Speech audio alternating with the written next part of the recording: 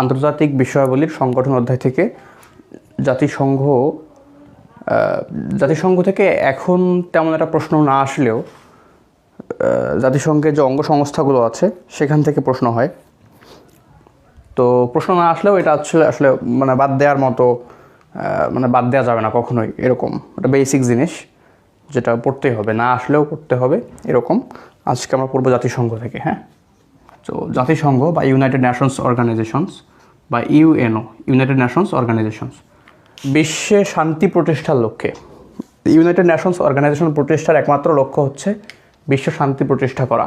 বিশ্ব শান্তি প্রতিষ্ঠা করা কিংবা যুদ্ধ থেকে, যুদ্ধের ভয়াবহতা থেকে, যুদ্ধের অভিশাপ থেকে বিশ্বকে রক্ষা করার জন্য 1945 সালের 26শে জুন 1945 সালের 26শে জুন সান ফ্রান্সিসকো সম্মেলনে, যুক্তরাষ্ট্রের সান ফ্রান্সিসকোতে সম্মেলন হয়,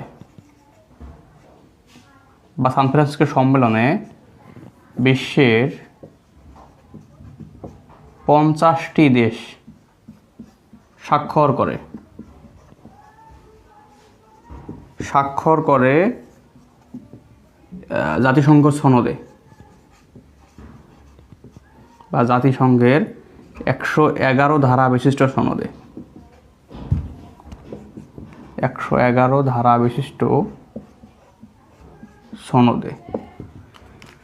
তো বিশ্বের শান্তি প্রতিষ্ঠার লক্ষ্যে কিংবা আন্তর্জাতিক মানে বিশ্বকে যুদ্ধের অভিশাপ থেকে রক্ষা করার জন্য 26শে জুন 1945 সালের 26শে জুন বিশ্বের 50টি দেশ যুক্তরাষ্ট্রের সান ফ্রান্সিসকোয় সম্মেলন করে একটা, সেখানে বিশ্বের 50টি দেশ স্বাধীনতা সনদে স্বাক্ষর করে।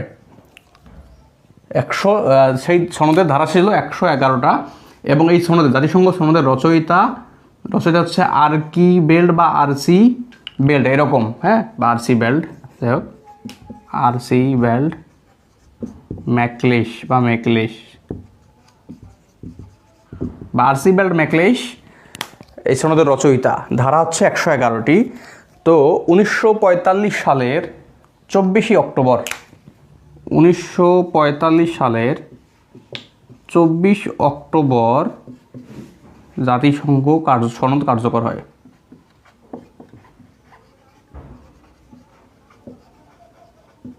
তখন থেকে জাতিসংঘ কার্যকারিতা শুরু হয়, এবং এই 24শে অক্টোবর, প্রত্যেক বছর 24শে অক্টোবর জাতিসংঘ দিবস পালিত হয়। এটা হচ্ছে জাতিসংঘ দিবস পালিত হয়।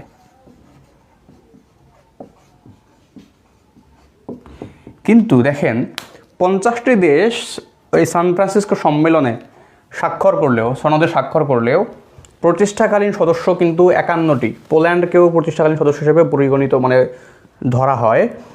তো এই 24 অক্টোবরের তার 9 দিন আগে, 1945 সালের 15 অক্টোবর, 1945 সালের 15 অক্টোবর পোল্যান্ড সনদে স্বাক্ষর করে 51তম দেশ হিসেবে।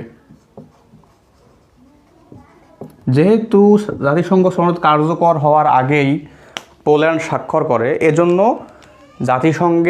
জাতিসংঘের প্রতিষ্ঠাকালীন সদস্য হিসেবে 51টি দেশ ধরা হয়। কয়টি দেশ? 51টি।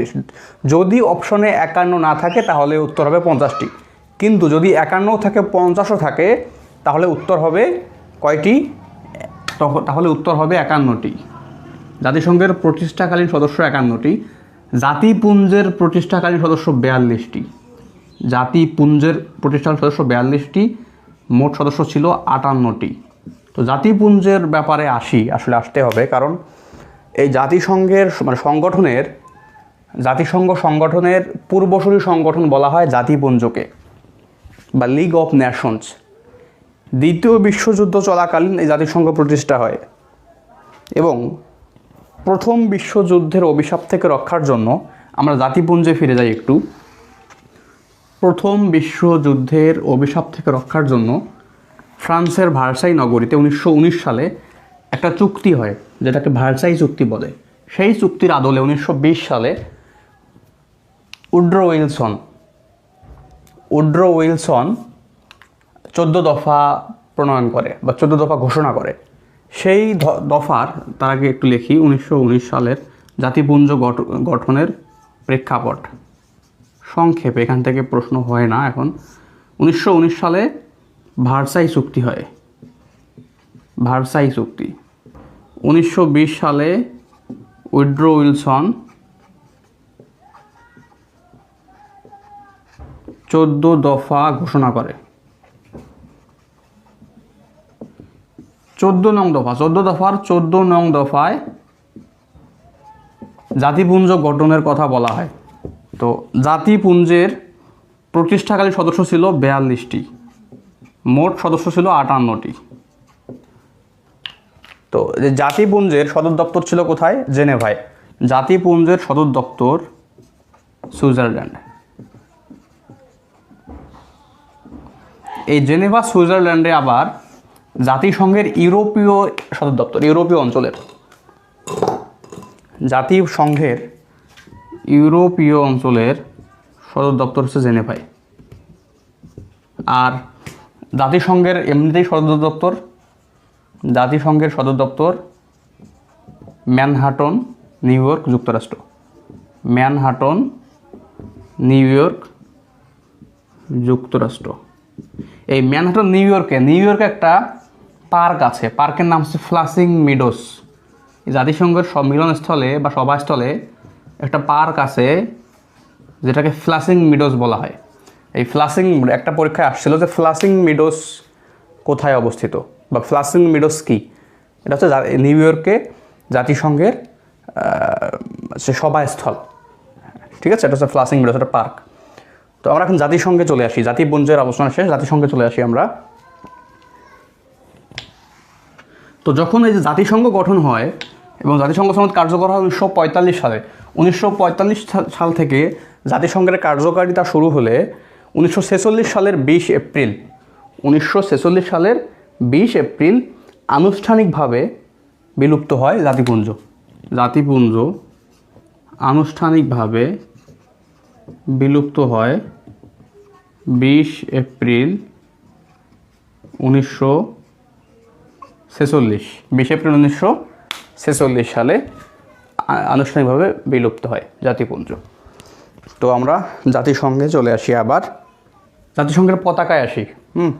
ও জাতিসংঘ যখন গঠন হয় এর মোটো ছিল, এর স্লোগান ছিল কি? মোটো বা স্লোগান, জাতিসংঘের মোটো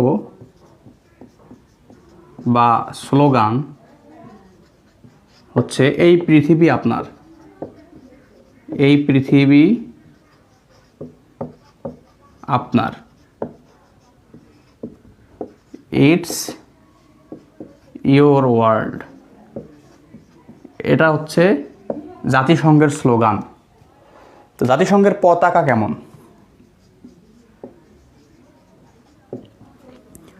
হালকা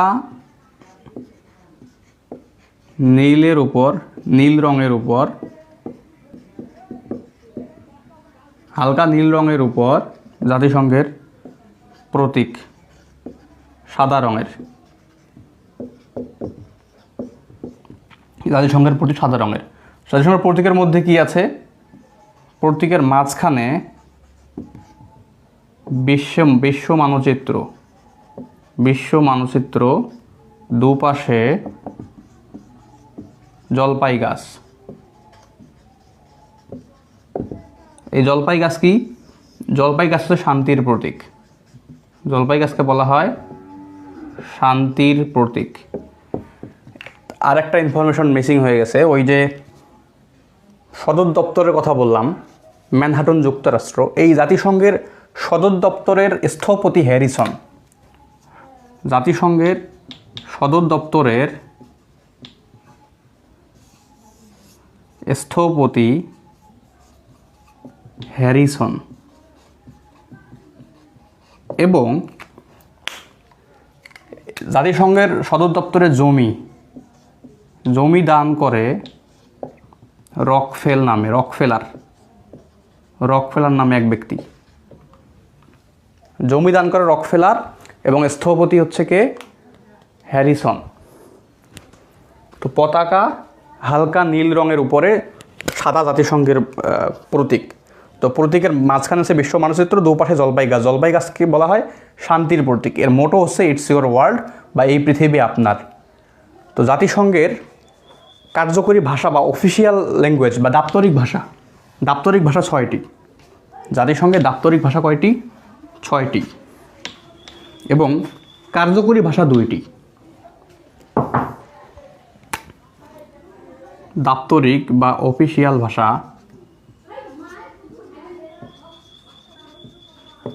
6টি।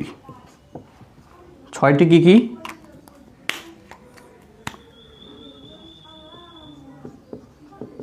ইংরেজি, ফরাসি, স্প্যানিশ, মান্দারিন বা চীনা, রুশ এবং আরবি। কার্যকরী ভাষা 2টি।